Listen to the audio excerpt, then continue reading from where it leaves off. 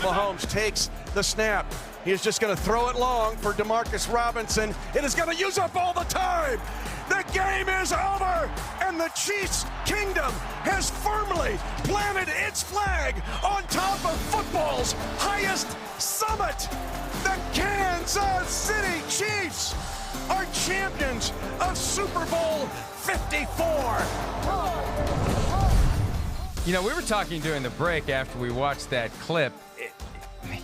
That could have been a touchdown very really easily if Mahomes throws the ball in bounds. And some in the audience would have been very interested in those extra 6 points that would have made the final score 37-20, total score 57 on the over side of the 53.5 over-under instead of 31-20 and 51 total points. So but look, that's the ultimate rub-it-in play if you're playing somebody in Madden when you clearly have the game won and you call a deep pass. Right. Oh, I still do. But the Chiefs don't. They didn't do it. But that was how the season ended, the 100th season, Chris, for the National Football League. So let's take some time to reflect on the full season. How will we remember it? What stands out when we think of the 2019 season, the NFL's 100th of all time? All right. Well, first off, all right, like I guess this is, to me, it's the year of Lamar Jackson until here just recently.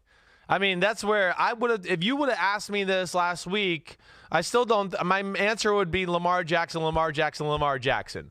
But I also think with this playoff run and this special comeback we just saw Mahomes have in the Super Bowl, I think that's going to overshadow a lot of that Lamar Jackson magic we saw during the year, because that was some unreal Kansas City magic and Mahomes magic that we saw in the playoffs. But I think those are the two things that jump out to me more than anything. What say you, Florio? Yeah, you know, it's funny. We had just forgotten about the Chiefs. They lost home games to teams like the Texans and the Colts.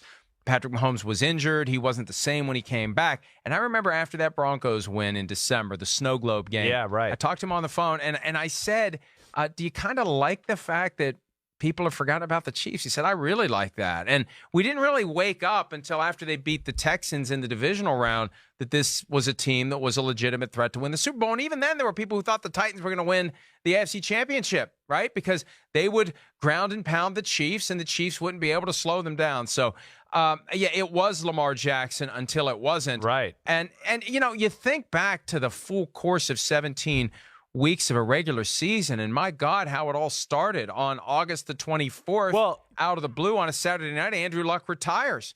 Like, holy crap! Like, how different would the season have been if he had played? Right. Well, that's where I wanted to go next. I mean, you and I, we had a full season's worth of, you know, talk show crap to talk about before the season even started. Andrew Luck retiring, Antonio Brown, Oakland Raiders, cryotherapy, AWOL, you know, all of that. And then let's not forget our favorite, Rodgers and LaFleur. Dum bum ba dum bum bum.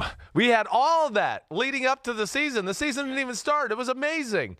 It really was. So you're right, Andrew Luck's retirement is probably the biggest shock of all that. But I mean, those three topics there were huge to start our football season, and we were all looking at all of them and dissecting them every which way. And yeah, that Andrew Luck thing is still shocking. I almost forget about it now.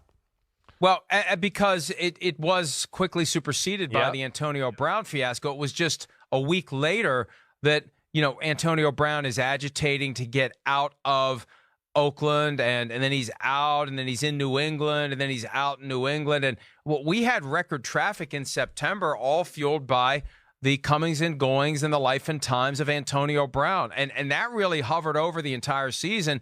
And I think that's one of the reasons why the NFL has taken their sweet time to investigate Antonio Brown. They didn't want him to come back. He had already been a distraction from what should have been a celebratory season, and ultimately was. And one of the reasons it was, he made one appearance week 2 for the Patriots, and then we never saw him again. Right. Yeah. I mean, it was really, you know, what we saw from Antonio Brown this year was truly amazing.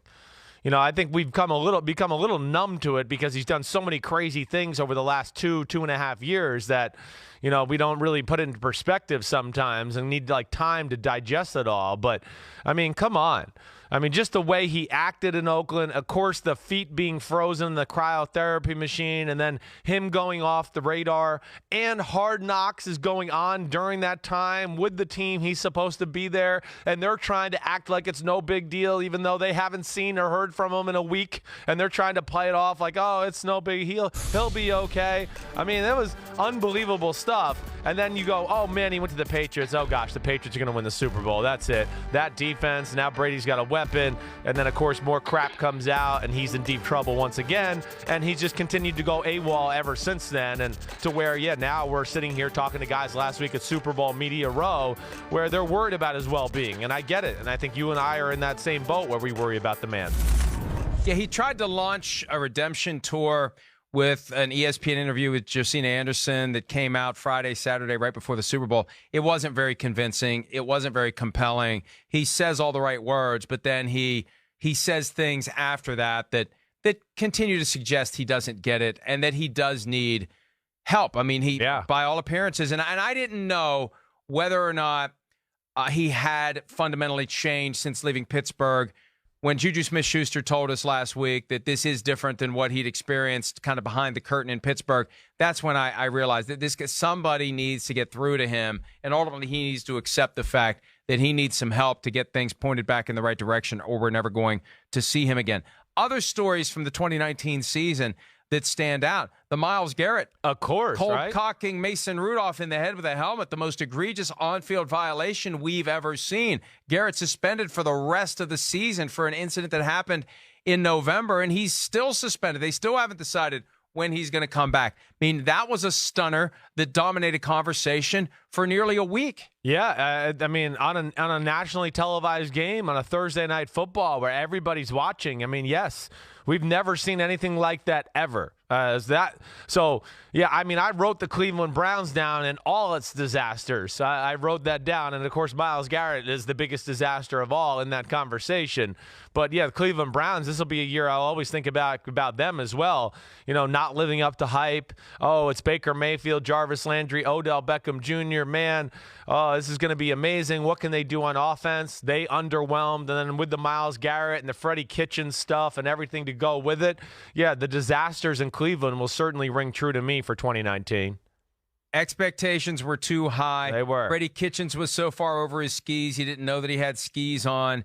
And they weren't horrible, but they weren't nearly as good as we thought they were going to be. And they're going to be one of the teams this year that we're going to be very skeptical about, and it wouldn't surprise me if they end up being better than we expect. Preseason expectations are so critical to how a team is perceived. Did they do better? Did they do worse? And they did worse last year, and there's a chance at the end of 2020 we're going to say, hey, they did better than we expected, because we don't expect much after what happened last year. How about Jameis Winston? I was going to say Jameis Winston 30-30, right? Yeah, and his status continues to be undecided for 2020. Right. I mean, that was amazing. Was that you when we were watching that game? You were like, what if this game goes to overtime and he throws an interception? And there it was, last throw of the season, interception, pick six, like a microcosm of the whole year. He delivered to become the first 30-30 quarterback in the history of the sport, and really a microcosm of his whole career. Yeah, he threw for 30 touchdown passes, and a lot of them were amazing, where you go, whoa, this guy is some player. But then he throws 30 interceptions, and like 25 of them, you just go, man, that might be the dumbest interception I've seen all year. I mean, that's what's amazing about Jameis Winston. It's just all over the place, and as good is great, as bad is just horrible. Yeah, and I do remember that moment. When they were going to overtime, I said, here it comes, pick six to end the season and to get him to 30, and there it was, and there it went. Last throw of the year. And look, he didn't even watch it. Not that he was going to catch him, but he didn't even really try to catch, who was that? Deion Jones from the Atlanta Falcons that made the pick. Yeah, so it's just but what do you do with him? What do you do with him? I still think you have to keep me at 5,109 passing yards. I agree. 8th highest of all time. I agree. He's got a ton of talent. You know, we've said it. We see it. I mean, you and I see it. When his good is great. It's like top, 5 or 6 quarterback in football. And I would think, yes, a guy like Bruce Arians, I would think he's got the confidence that he could fix a few things about the guy's game to maybe clean it up. But I do think you bring in a legitimate threat to Jameis Winston this year, whether that's Andy Dalton or Teddy Bridgewater or whoever, somebody for the sake of Bruce Arians' job and the rest of the organization, to where, man, it's week 3 and Jameis has thrown 2 touchdowns and 7 interceptions and we're 1-2. Now we might need to make a switch to somebody that, is a little more consistent and we can trust, or we're all going to get fired and lose our job. I think that's got to be the move for the Tampa Bay Buccaneers. Basically, you're suggesting a Ryan Tannehill move, So the guy who was brought in to supplant Marcus Mariota eventually. But who's going to accept that? I know. If there's an opportunity to be the starter elsewhere. Yeah, that'll be the big question. You're right. It's going to be this group of guys that's going to have to feel and kind of see where the market goes. Okay, how many chairs are there left for me to maybe be a starting quarterback? Okay, all those are filled. I can't be a starting quarterback. And then it's going to be, all right, here's what's left over.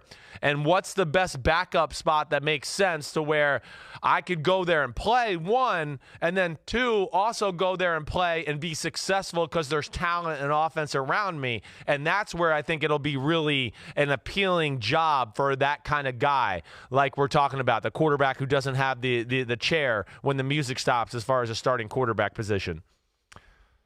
You use that musical chairs analogy, and I still don't know whether there's going to be more seats than butts or more butts than seats. Yeah, right? Right. We just don't know. There's so many quarterbacks out there, and it may be that when it's all said and done, you've got some great quarterbacks looking around saying, where do I fit in? And it may be when it's all said and done, you got some teams saying, we thought we were going to have a quarterback, and there's nobody left. Couple of fun ones on our way out here. First, who could forget the black cat at MetLife Stadium was amazing. on Monday night during the Cowboys-Giants game? The black cat running around on the field that I thought was going to show up again because they never caught the cat. No. And the cat is well fed. The cat is eating a lot of leftover food that makes its way onto the ground at MetLife Stadium. I'm sure That's there's mice. I would think he's eating some mice, cat. hopefully. I'd rather eat hot dogs than mice, although I don't know, 6 of one, half dozen of the you'd other. rather eat hot dogs than mice. That's encouraging. I'm glad I work with a guy that would rather eat hot dogs than mice.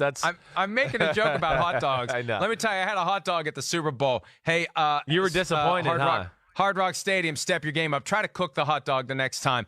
Atlanta has the best hot dogs, and they are only $2, which makes them taste even better. And how about this? Be careful of the Gatorade in Washington. Yes. Remember the dude with the full sleeve of cups? Hey. Oh, completely. Chris, I know you're a germaphobe. Just watching that makes you want to put on rubber gloves and a hazmat suit. Disgusting. I mean, we have no idea where that guy's hands have been, right? And now he's grabbing a plastic sleeve and mixing around the Gatorade, and now he's putting, the chemicals of the plastic in there. That is hilarious. I forgot about that. That is one of the great moments of the year. I mean, hey, nothing to stir. Let me just use the cups and move it around, guys. It's Gatorade. What the heck? It probably can process all that dirt and filth and foulness from. Because think about it. Where would the sleeve of cups have been? It may have been on the ground for all anybody knows. I know, right? You could have had some defensive lineman who just had his hands down his jock and then was also blocking somebody, okay? And then he comes over the sidelines and moves the bottom of that sleeve we just saw, moved it out, and it's like, oh, great, that's in the Gatorade now. We can all drink some jock sweat and Gatorade together. That's really awesome. I can always count on you to take it that one extra step farther. That makes us all petrified that it's going to be our final show. Hi, I'm Mike Tirico, and thanks for watching. Make sure to hit subscribe for the latest news and highlights from NBC Sports.